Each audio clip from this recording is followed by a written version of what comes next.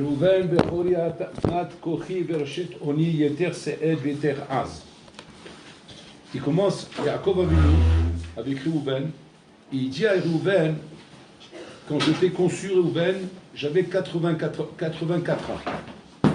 Et jusqu'à l'âge de 84 ans, ma première goutte de semence de Zéra, c'était celle avec laquelle je t'ai conçu. C'est-à-dire qu'il se vante, Yaakov Avinu, de ne jamais avoir fait Zéra Levatala. Il dit, la première goutte qui est sortie de mon corps, c'est pour te concevoir, pour t'amener au monde. Et donc par rapport à ça, hein, ça m'a permis de pouvoir te donner des cohortes exceptionnelles, qui étaient, comme il dit, la Keuna, la Malchut et la Chochma. C'est-à-dire en fait, tu avais tout pour toi. Tu avais la Torah, la Keuna et la Malchut, tu avais tout. Et donc en vérité, il n'y avait pas lieu Kaviachol, il n'y avait pas lieu de perdre tout ça. Mais maintenant, que tu as été Noeg, Bebzizout, que tu as inversé les lits là-bas, parce que l'histoire vous connaissez, qu'il a inversé le lit de sa mère avec le lit de la servante, vous voulez, parce qu'il disait que ma mère soit une Sarah par rapport à Rachel, je veux bien, mais qu'elle soit une Sarah par rapport à la servante de Rachel, ça je suis pas d'accord. Donc il voulait que maintenant que la demeure principale soit celle de sa mère. Jusqu'à maintenant, la demeure principale, c'est celle de Rachel. Donc il a inversé pour que ce soit là-bas sa demeure principale. Yaakov a très mal pris ça. Il a dit, tu t'es comporté avec Zizout, ouais, et à cause de cette Zizout-là, tu as tout perdu. Maintenant, ils expliquent les balais moussard.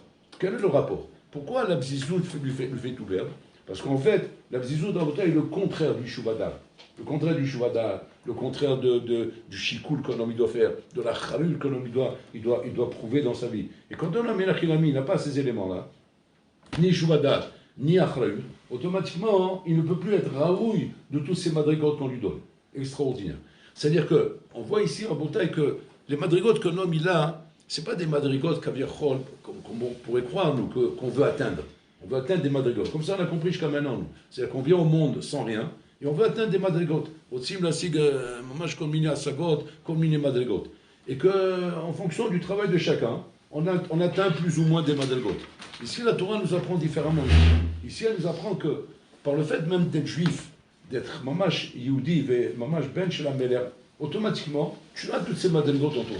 Tout ça est en toi. Tu as en toi, d'une manière naturelle, l'aïmouna en Kadosh Baruch Hu, le bitachon en Kadosh Baruch Hu, tu as en toi les kelim qui sont nécessaires pour devenir un Talmid Chacham, tu as en toi les kelim nécessaires pour devenir un Baal Midor, pour devenir un Tzadik, c'est tout est en toi, tout a été donné à l'homme. Hachem, quand il a donné la Neshama à un juif, il a donné ni plus ni moins que Chelek Elokam Ima'al. Chelek Elokam Ima'al, c'est-à-dire que je mets à l'intérieur de toi, Kaviachol, mon souffle divin, qui est la Neshama, Hashama Teora Azod Mamash, elle te donne tout. Donc à partir du moment où tu as tout, maintenant, si toi, Chaz Vechalila, tu ne vas pas te comporter, mais pour pouvoir conserver tous ces kélim que je t'ai donnés, eh bien, Chaz Vechalila, tu vas les perdre. Donc il y a deux matzabim. Soit le matzav où les parents n'ont pas assez compris, comment dire, la chashivut et la responsabilité qu'ils ont dans la conception d'un enfant. D'amener un enfant au monde. Quand amener un enfant au monde, c'est amener une neshama dans le monde. Amener une neshama dans le monde, c'est lui donner mamash tous les kélim qui vont lui permettre de devenir mamash un bon juif. Un bon juif, un talmid chacham, tout ce qu'il est capable de devenir. Pourquoi? Parce que tout ça, c'est dans les neshama. Simplement, hein, si maintenant les parents l'auront des rabotai, les choses, ils le font mamash d'une manière qui n'est pas la conception telle que ça doit être fait. C'est comme là, malheureusement, des mauvaises machavot, des mauvaises pensées, avec des mauvaises midot, c'est ce qu'il dit à Yaakov Avinu. Il dit, moi je me vante que je me suis investi pour les enfants que j'ai amenés au monde. Je me suis investi pour toi, Réhouven. Et quand je me suis investi pour toi, Réhouven, j'ai fait attention de prendre sur moi qu'il n'y ait pas de Zera Levatala.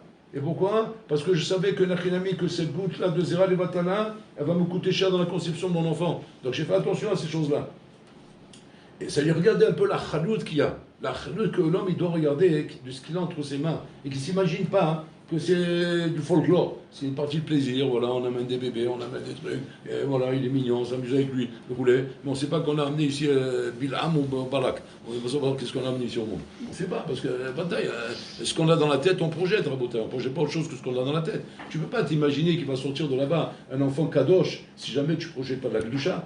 Et pour avoir la Kedusha, qu'est-ce qu'il faut? C'est la chriout, c'est la responsabilité de comprendre comment dire, la responsabilité que j'ai. Quelle responsabilité j'ai? Ani ben shel hamelech. J'ai neshama shi teora. Cette neshama elle est à l'intérieur de moi. Ça me donne à Botaï déjà une supériorité par rapport à tous les êtres humains de la terre. Ani mamash Yehudi, ani mamash kilou nivra betselem Elokim. Je suis aimé par Kadosh Baruch Hu. Kadosh Baruch Hu karov elai. Nathan est à Torah shelo. Regardez combien d'éléments un homme il doit mettre dans sa tête pour comprendre les responsabilités qu'il a dans la vie. Avant même de dire j'ai la Bechira, je fais ce que je veux. Et après on verra. Tu sais, la Bechira, tu fais ce que tu veux, mais tu as une responsabilité, tu as une achiout. On t'a pas donné ce temps comme ça, comment dire, autant de choses, si c'est pas parce qu'on attend de tout comme ça. Comme un roi que maintenant il a son fils et le prince, et le roi il éduque son fils comme un prince, il éduque son fils comme un roi. Maintenant, on lui demande au roi, pourquoi vous mettez tellement de restrictions? Pourquoi vous l'éduquez avec tellement de règles et tellement de trucs? Il répond, la réponse est simple. Cet enfant-là, il est appelé demain à devenir un roi. C'est-à-dire qu'il va être roi demain. Donc, lui, mais là, je lui apprends à manger comme un roi doit manger. J'apprends à dormir comme un roi doit dormir. Je l'apprends à parler comme un roi doit parler. J'apprends à faire attention à ce qu'il fait comme un roi doit faire. Mais il est petit, il doit s'amuser aussi. Oui, par contre, il va s'amuser. Mais on faisait attention que son amusement ne l'amène pas, Chaz Shalom, à dégrader ce qui va être demain. Ce qui va être demain, c'est le potentiel qu'il a de devenir un roi. Ça, c'est le souci, Rabotai, d'un homme qui a compris la chalout qu'il a ici. Pareil ici aussi, pareil. Quand un homme juif, Rabotai, a compris que Akadosh Baruch Hu Tziyotanu l'Misraïm, il nous a donné la Torah, il nous a donné Eretz Israël, il nous a donné sa chokhma, Rabotai, qui est la chokhma Elokit. Quand un homme il pense à tout ça, Roshev al-Kolzeh, avant même de s'interroger sur sa Bechira et les options que ma Bechira me donne, c'est-à-dire les attirances que j'ai dans la vie, de toutes les ta'avot qu'il y a dans ce monde roulé, je dois d'abord me poser la question Bechira, ma chayut j'ai dans le monde. Quelle chayut j'ai dans ce monde? Il y a la chayut, tu as reçu la Torah. Tu vas être la Torah, il y a cet ami Israël, tu as un Nifra qui a été choisi par Hachem. Donc Hachem nous a donné des matanotes exceptionnelles. Il nous a donné la Malchut, la Keuna, la Torah. Donc c'est des choses qui sont pas pshutim, qui sont entre tes mains. Et comme dit Rabbi Shimon Bar Yochai, il dit Akol Muna, celui qui prend, il prend, celui qui prend pas, il prend pas. Il n'y en a qu'un ami, qui c'est qui prendra? Ben celui qui a pris. Celui qui n'a pas pris, il n'a pas pris. Il a fait efker de ses biens, efker de tous ces matanotes niflaot que Boulorlam il est prêt à te donner. Quand on se pose la question, on se demande, un homme dans la vie d'aujourd'hui, dans la vie comme on la vit aujourd'hui en Bretagne, qu'est-ce qui lui donne en vérité, comment dire, la position la plus forte, qui lui permet de se dire que je suis réellement face de cette prise de conscience par rapport à cette achaliout-là? C'est quand le Bachour il arrive à arriver à l'Yeshiva. Quand le Bachour il arrive à ce stade d'arriver à la Yeshiva, là il est sur le terrain où réellement on lui donne la possibilité, Bachamaïm, de prendre conscience de la responsabilité qu'il a. Chose qui est un peu moins facile quand on est dehors, ça, on le comprend. Parce que quand on est dehors, malheureusement, on est projeté dans un monde de sheker, un monde de ta'avor, de bêtises, de shtuot, où l'homme il a très peu de bechira. Il lui reste très peu de bechira pour arriver à prendre conscience de la chalut qu'il a. Va prendre un bonhomme dehors, en faculté, en université, n'importe où ils sont, et tu te rends compte un peu de la chalut que tu as, tu comprends tout ce qui est marqué dans la Torah ici, tu te rends compte comment Yaakov est venu, il parle à son fils Rouven, et qui lui dit, je t'ai conçu à l'âge de 84 ans, et c'est la première goutte de semence que j'ai sortie de mon corps. Mais un bonhomme qui est aujourd'hui à l'université, en faculté, il ne comprend même pas ce qui est écrit ici. Ou l'homme est bien, qu'est-ce qu'il lui fait? Un traumatisme crânien, quoi. Il veut le troubler, il veut lui faire peur. Tu dis ça à un enfant, tu peux le rendre malade. Il va dire, de quoi tu parles, papa? De quoi tu parles? Je ne comprends pas. Je ne suis pas habitué à cette conversation avec toi. Ça me trouble, je suis troublé, je suis choqué. Je suis choqué par ce que tu me dis. Dans la Torah, on te parle de ça comme si c'était une conversation normale. On se compte un peu aujourd'hui, combien de papas il peut parler comme ça à leur enfant en Baudaï? Combien de papas il va attraper son fils, il va dire, viens mon fils. Tu sais que ma première goutte de semence de Zera, pas comme toi, le chalamé qui fait Zera les bâtards du matin au soir, ouais, c'est toi, c'est ma conception pour toi. Tu me trouves même une conversation comme ça avec son fils? Comment on peut comprendre qu'un père il parle comme ça avec son fils? Pas chaud la bouteille, c'est la chayut.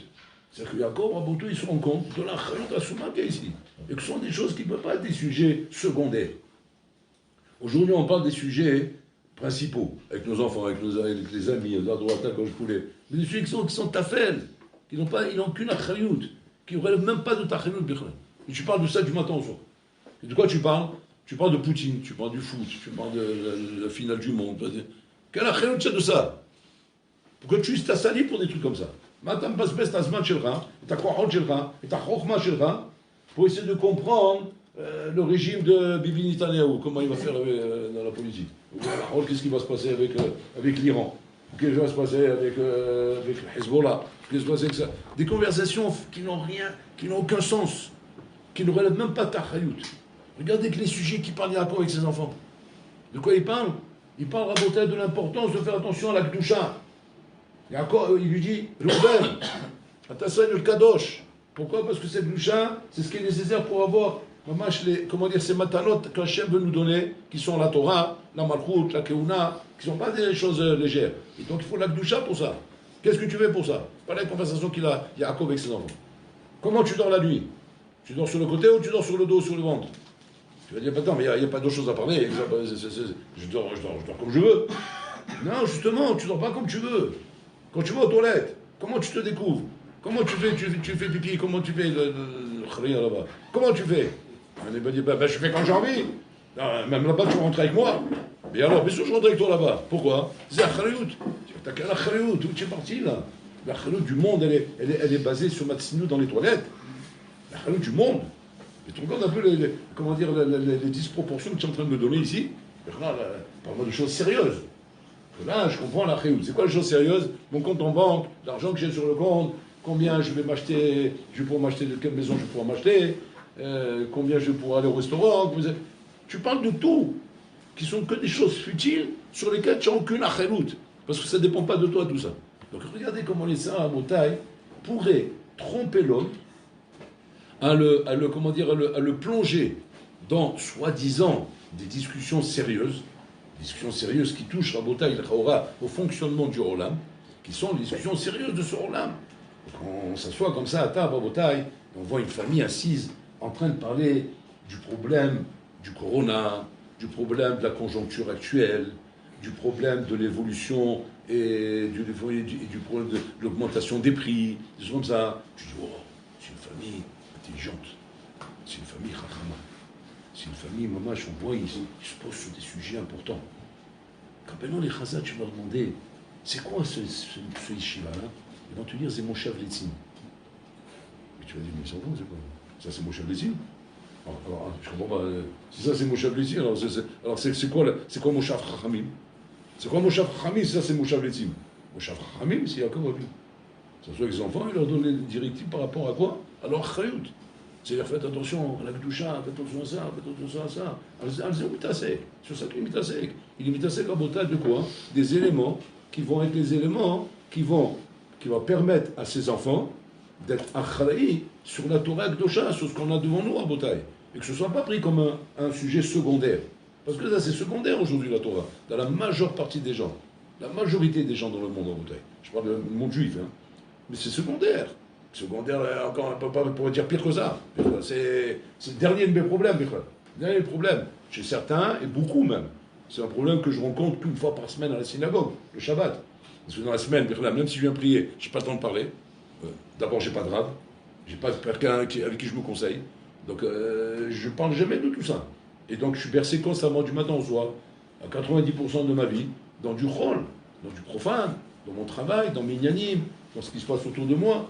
Donc, que je veux ou que je ne veux pas, je suis bercé à Rabotai dans le monde goy. Dans le monde goy, où là-bas, pitom, on m'a changé tous les points de repère. Où là-bas, pitom, toute la définition de l'Achariout, c'est une Achariout par rapport au monde goy, par rapport aux reines du monde goy. Voilà où on m'a transposé l'Achariout. Et voilà où je suis projeté aujourd'hui. À partir de là, c'est avec ça que je vais me servir pour éduquer mes enfants. Je vais me servir de ces nouvelles données. Alors que ça n'a rien à voir. C'est pas avec ça, c'est pas ça l'Achariout. L'Achariout, c'est par rapport à la Torah, par rapport au mitzvot, par rapport à tout ça. Quand un bonhomme, il se dit, j'ai le libre arbitre. Et je l'ai Bechira.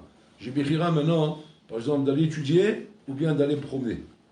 Il faut pas que je voie ça comme une Bechira uniquement par rapport au combat que j'ai avec mon Yetzara.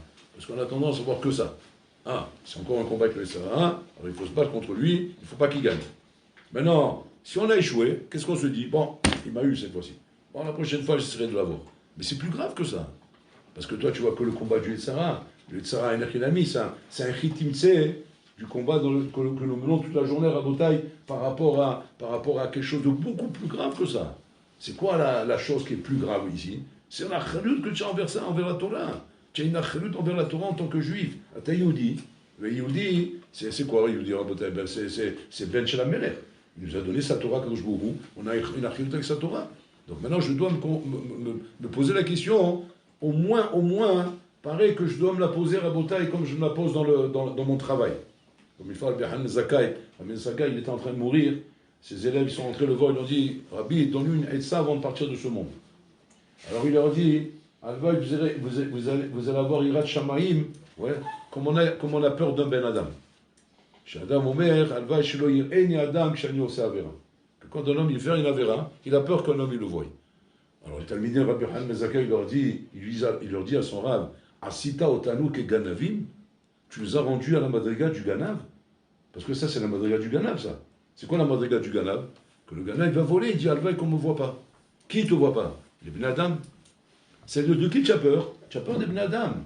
Mais bon, cher Olam, tu n'as pas peur d'Akoshbourou. Mais attends, avant que les Ben Adam te regardent, mais bon, là, il te voit. Mais ça, c'est pas dans le computer, ça ne marche pas. Le computer, il n'y a pas la mitzvah d'Hachem, elle n'est pas une afkamina pour moi. L'afkamina, c'est que les hommes ne me voient pas. Et la Rabbi Han Mezaka est en train de bénir ses élèves. Les élèves de Rabbi Han Mezaka, c'est des Tanaïm. Hein. Qu'est-ce qu'il leur dit? Il leur dit, je me souhaite, avant de mourir, voilà la dernière barre qu'il leur fait, que vous ayez peur d'Hachem, que vous avez peur des hommes. C'est-à-dire, Alvaï, que vous soyez des Ganavim. Alvaï, que votre niveau rouchani soit le niveau rouchani d'un Ganav, vis-à-vis d'Hachem. Vous avez peur d'Hachem, comme vous avez peur des hommes. Voilà ce que je vous souhaite. C'est essayer de développer cette peur, vous avez des hommes, essayez de la développer avec Hachem. Nous réveillons en montagne. Comment un homme il peut développer la peur de ce qu'il a des hommes avec Hachem? Comment il peut développer cette peur à Boutaï? Avec la responsabilité. La responsabilité, elle amène là-bas. Elle a la base de dire quoi? J'ai les responsabilités vis d'Hachem. Mais pas le tsem de dire Hachem il me voit, ou Hachem il me regarde. C'est trop virtuel ça, c'est trop abstrait, ça ne joue pas dans mon esprit. Alors peut-être, là, à ce moment-là, je vais retomber dans le piège de dire non, l'homme il me dérange. Parce que l'homme concrètement il me voit. Et l'homme, j'ai honte qu'il voie que je suis un voleur, ou que je suis en train de faire une bêtise ou n'importe quoi, je veux garder une image de marque envers lui. Mais envers Hachem, Kaverol, ça ne me dérange pas. Mais qu'est-ce qui te dérange pas? Qu'est-ce qui te dérange pas envers Hachem? Parce que je ne vois pas en quoi ça vient nuire à ma responsabilité. Je vois bien en quoi ça vient nuire à ma vie. De ne pas être en accord total avec Bola Olam. Ça, c'est le Choser Achayut. Le Choser Achayut qui manque dans ton esprit. C'est-à-dire que tu n'as pas assez développé ça. Tu n'as pas assez développé ta Achayut dans la vie, vis-à-vis de la Torah, vis-à-vis des mitzvot, vis-à-vis de tout ça. Et comme ça n'a pas à se développer, donc ça reste quelque chose de secondaire. Donc c'est pour ça que Rabotek, c'est très difficile, même avec du Moussa, d'arriver mamash, à se construire une Irat Shamaïm. Construire une Irat Shamaïm du bonhomme qui réellement ne fait pas de Avera parce qu'il a peur d'Hachem, parce qu'il voit que Bola-Olam le voit. Il a peur de Bola-Olam, de ne pas faire cette Avera. Et la preuve, c'est que tu vois bien, de l'homme tu as peur, mais d'Hachem tu n'as pas peur. Tu n'as pas peur d'Hachem comme tu as peur de l'homme, c'est ça que je veux dire. Et ça, Rabotai, ça dénote chez toi un Choser Achayut. Donc ça, c'est la Avoda qu'il faut faire principalement, surtout, pendant moi cette période qui nous est donnée, mamash le srout qui nous est donné d'être à l'Eshiva. Que l'Eshiva, Avoda, c'est ça principalement qu'il faut travailler. C'est-à-dire que tu vas faire les choses par toi-même. Pas parce que le Rav il va me le dire, pas parce qu'on va m'expliquer, parce que tout ça c'est juste pour t'expliquer, pour te le dire, c'est pour être Mézarez autre. Mais attention, on est Mézarez que le Zariz. On n'est pas Mézarez celui qui n'est pas Zariz. Celui qui n'est pas Zariz, c'est comme tu parles au Khmal, comme si tu parles d'un bourricot, et tu es en train de faire du moussa à un bourricot pour qu'il devienne un Ben Adam. Et il n'est pas là, il n'est pas Zariz, ou l'Omevin Mashtarousé. Alors pour lui, Inachilami, c'est un jeu de cache-cache. Mais quand un bonhomme Inachilami devient Achari, il commence à comprendre la chaloute qu'il a dans la vie, ce que c'est demain de se marier, fonder un foyer, te marier avec une femme. C'est pas la rigolade, c'est pas Pachout. Un Baït Youdi, comment il va être ton Baït Youdi? Maïa Baït Shekha. Alors là, un homme qui n'a pas Achalout, qu'est-ce qu'il va dire? Ça va, je ne prends pas la tête comme tout le monde. Chez Mishmon de parler comme ça. On va voir. C'est un endroit où tu vas grandir des Neshamot. Tu vois ou quoi? Si jamais Balmenan, ton foyer n'est pas un foyer de valeur, où tu t'es préparé bien avant, quand tu étais encore Bachou, de construire chez toi cette mida de Achriout, qui est la mida qui va te permettre, demain, de pouvoir être là sur le terrain quand tu auras des enfants. Et quand tu auras des enfants, tu ne peux pas dire maintenant je suis fatigué, je vais dormir, ou bien j'ai pas la tête, ou bien j'ai pas la force de m'occuper d'eux, j'ai pas la force de m'asseoir avec eux, j'ai pas la force de poser chaque chose avec mes enfants, dans les détails. Parce qu'on fait du traitement de vrac aujourd'hui dans les familles. C'est du traitement de vrac. C'est quoi le traitement de vrac? C'est en masse, en vrac. Et ça sort comme ça sort. Bon, ça sort plus ou moins bien. Et même quand ça sort bien, ça sort pas parfaitement. C'est pas la perfection. Parce qu'en fait, on n'exige pas la perfection. On exige la perfection dans la carrière, dans l'avenir, qui va gagner son argent, va gagner sa vie, rouler. Le souci des parents est principalement la carrière de son enfant. Combien d'argent tu vas gagner? Tu vas faire des études pour avoir une carrière, pour gagner de l'argent. Tu vas pas devenir un Talmid Chacham. Ça c'est bien, mais il y a des choses plus importantes que ça dans la vie. On va voir les batailles. Et c'est Choser Achayut de parler comme ça. Quel manque de Achayut. Et quoi, et pourquoi la parnassa c'est pas important? C'est pas que c'est important. Mais tu peux pas dire maintenant que ça va devenir plus important que le Rouhani. Le Rouhani c'est le tachlit de la vie d'un homme dans ce monde. C'est la raison pour laquelle l'homme il est venu dans ce monde. Un homme n'est pas venu dans ce monde à la mihya, à la kalkala. Il n'est pas venu pour le manger, pour dormir, pour... Ça c'est comment dire, ça c'est la réalité des choses, mais c'est pas ça le tachlit. Il n'a pas ouvert un hôtel, Hachem. Il va mettre des gens dans un hôtel pour kiffer. C'est pas un malone. Bon, il a mis un monde où il veut donner à l'homme, Rabotai, le srout, de ne pas avoir dans la madikisoufa, d'être zoché à l'ida vodato, d'être zoché de devenir un tzaddik. Mais pour ça, il faut la chalut. Donc cette chalut se travaille déjà dans sa jeunesse, quand on est encore tout jeune, qu'on comprend effectivement les engagements qu'on doit avoir. Donc c'est qu'un bonhomme doit s'aider comme ça. Quand la chalut, j'ai le matin, quand je dois me lever de mon lit pour aller à la tefila, et d'être au Beth Midrash à 7h00. Pas une chalut envers l'homme, ou envers le Roshiva, envers le Rav, ou n'importe quoi, une chalut envers moi-même. Que je sois capable, de me trouver à moi-même, Shani Adam Achari, et qu'à partir de là, je remplis les conditions qui font qu'Hachem pourra demain me donner une siyata d'Ishmaya. Parce que vous savez d'avoir une siyata d'Ishmaya. Nous, on croit que c'est juste des mots comme ça, siyata d'Ishmaya.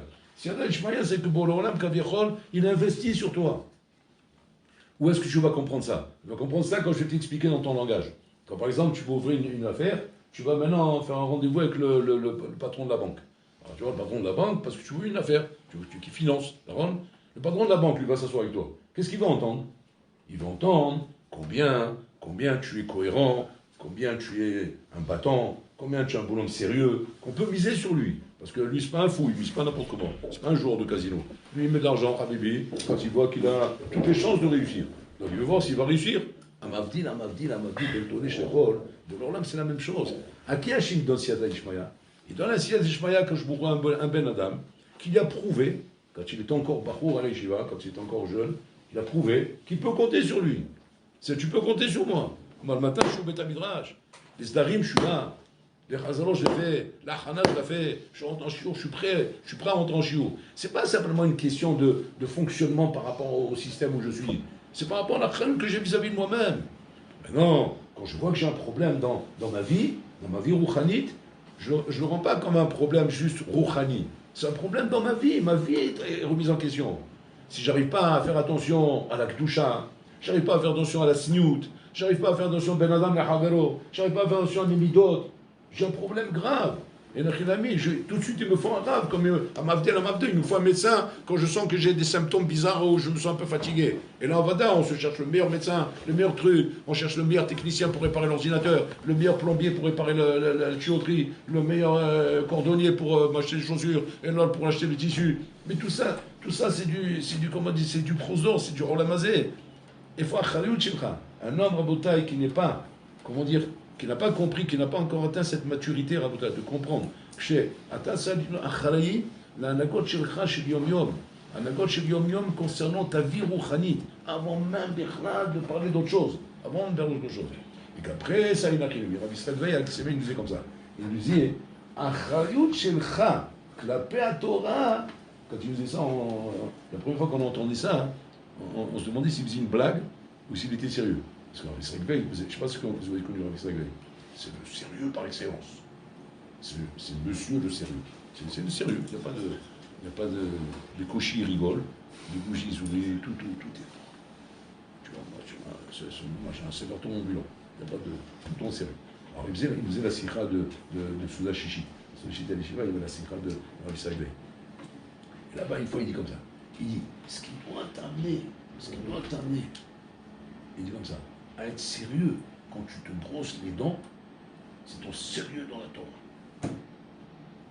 Tu sais, quand tu arrives au premier lettre, tu entends ça, il parle. Parce que, attention, parce qu'il faut connaître Rabbi Israël Veil. C'est pas que vous ne connaissez pas, c'est pour ça que vous n'êtes pas étonné ce que je dis, peut-être. Mais quand tu connais Rabbi Israël Veil, c'est comme un homme qui, même quand tu demandais l'heure, il marquait un temps d'arrêt. 1h12. Alors, nous on se demandait pourquoi il met un temps d'arrêt. Il dit parce qu'en fait, il réfléchit avant de parler. Très spécial, hein, vous savez, c'est un Adam Yohan. Il réfléchit avant de parler. Il met des temps d'arrêt à tout. Pendant combien de fois, moi, déjà au téléphone, je me rappelle. Allô? Oui, je suis là, je réfléchis. Tu te donnes l'impression qu'il a raccroché. Tu n'entends même pas la respiration, tu n'entends plus rien. Oui, je suis là, je suis en train de réfléchir. Bon, c'est miouchal. Il dit, ce qui doit t'amener à bien te brosser les dents le matin, c'est ton Ritsimilou dans la tombe. On n'a pas compris ce qu'il veut dire. Après, on a compris. C'est-à-dire que, il n'y a pas... tu peux pas arriver à être sérieux en brossant les dents sans être sérieux dans ton étude de la Torah. Un d'avoir casé. Sinon, tu t'es perché.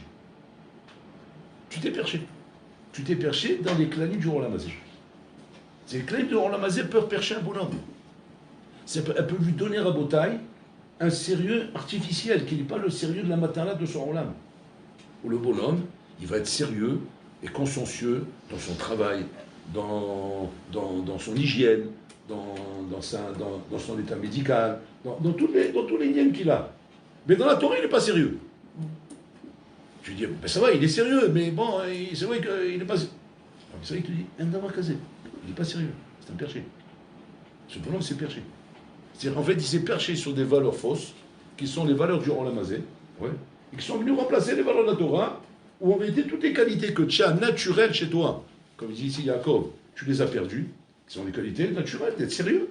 Et que ces qualités naturelles d'être sérieux, elles étaient là pourquoi en vérité? Elles étaient là pour la Torah. Seulement maintenant, comme tu ne les as pas mis dans la Torah, tu les as mis dans ta brosse à dents. Bon, c'est un exemple, la brosse à dents. Tu les as mis là-bas. Et tu es très sérieux là-bas. Mais ce sérieux-là que tu as là-bas, ce n'est pas pour ça qu'il a été donné. Il n'a pas été donné pour ça. L'honnêteté que tu as là-bas, ce n'est pas pour ça qu'elle a été donnée. Le fait de t'appliquer là-bas, ce n'est pas pour ça que ça a été donné. Tout ça, c'était donné pour la Torah. Et qu'à travers la Torah, il y a un tu arrives là-bas.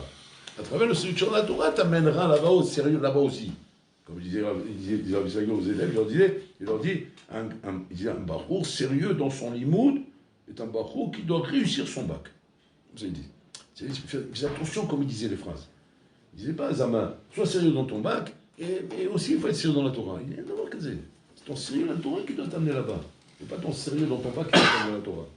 Tu vois, un barour, tu vas dire, il est consciencieux dans ses études, il est très sérieux dans ses études, donc ne vous inquiétez pas, il sera sérieux dans son limoud.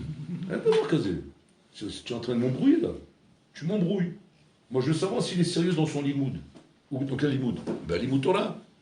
Dans les écoles à Paris, du limoud Torah, il y a des shiurim. Il est sérieux là-bas ou pas? Ah non, là-bas il n'est pas sérieux du tout. Mais attention, je vous dis, quand dans ses études, le bac, le poulet, il est là, c'est une pendule, il n'y a pas. Mais là-bas c'est rigolo. Il n'est pas sérieux.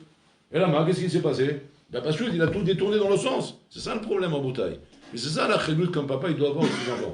C'est que tu dois d'abord, bien faire comprendre à tes enfants que la valeur suprême, Elion, Erech Elion, c'est Torah, c'est Mizvot, c'est Avodat Hashem, ça c'est le Elion.